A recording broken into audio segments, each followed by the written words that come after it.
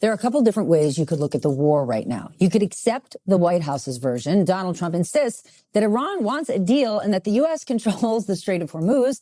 His son-in-law, Jared Kushner, says that negotiations with Iran are robust, and Trump is outright dismissing concerns about conditions on the USS Lincoln as fake news. On the other hand, you could choose not to accept the White House's version, which they are offering no facts to back up their views. Reports overnight say a ship was hit on the Strait of Hormuz, damaging the engine room and causing a crew casualty. The Wall Street Journal says American officials are worried Oman could help broker a nuclear deal that is more favorable to Tehran. That is on top of its reporting that Iran is looking to now expand the war, as Trump says Tehran should put up the white flag of surrender. And the Pentagon is now admitting that a Navy destroyer was without power for 4 days last month, leaving the crew without drinkable water, meals, running toilets, or air conditioning during that period of time. Joining me now to discuss, David Rode, MS Now senior national security reporter, and Peter Baker still here. Okay, David, day after day, the president keeps saying things like the Strait of Hormuz, it's open, everything is great, the U.S. is in control.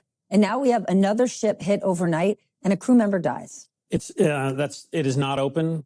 The Trump effort to reopen it has failed. And then the other strait here, this is how the war is widening, is in the Red Sea. There's fighting there. It's another Wall Street Journal story about traffic being slowed down there. 4 sailors were killed on a ship in the Red Sea last week. So the president's narrative, according to the sources I'm talking to, and just basic fact, is false.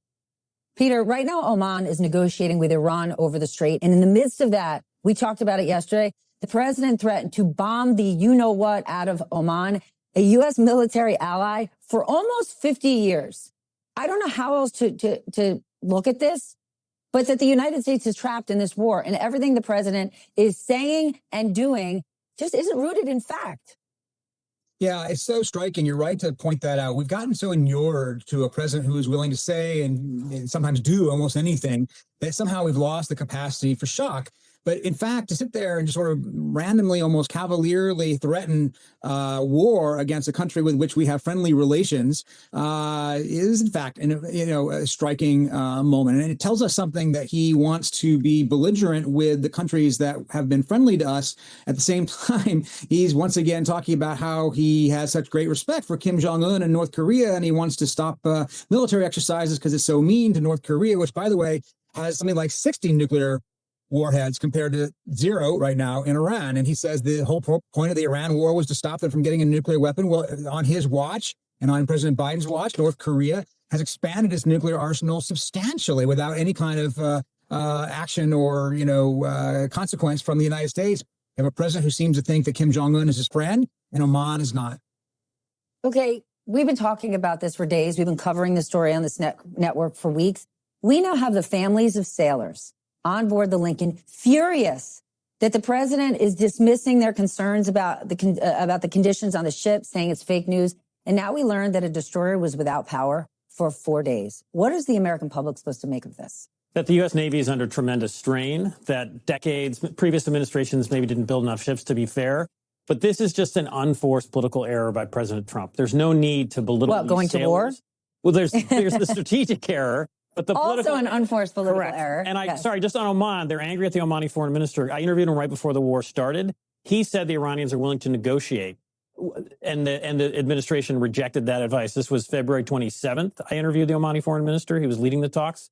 February 28th, President Trump chose to bomb. So that's why they're mad at Oman. But it's a basic political error to belittle the families of sailors and belittle sailors who are out on these boats for 12 months at a time. And we are unable to resupply them. Why? Because Pete Hegseth hid the fact that Iran destroyed the main resupply base that the United States has in the Gulf.